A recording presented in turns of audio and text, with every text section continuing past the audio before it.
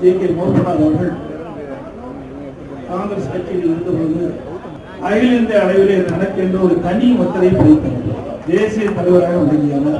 அவர் எளிமையானவர், அனைவரிடத்திலும் அன்பாக பழகக்கூடியவர். கட்சி பேதமில்லாமல்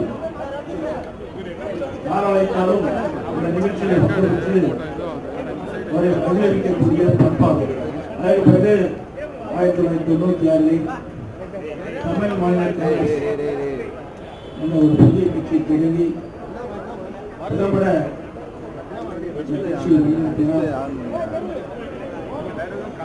அவரை மறையும் போது புரட்சித் தலைவர் அம்மா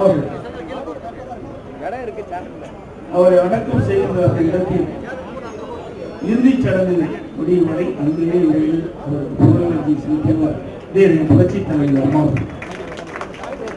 அப்படி உயர்ந்த பணம், உயர்ந்த உணர்வும், நல்ல எண்ணமும், தேசத்திற்காகவும் நாட்டிற்காகவும் மக்களுக்காகவும் சேவை செய்ய வேண்டும் என்ற உன்னத நோக்கத்தோடு அவர் வாழ்நாள் அர்ப்பணிக்கப்பட்ட தலைவர் ஒருவர் அவருக்கு புகழஞ்சி செலுத்தி விடுவதில்லை. நன்றி, வணக்கம்.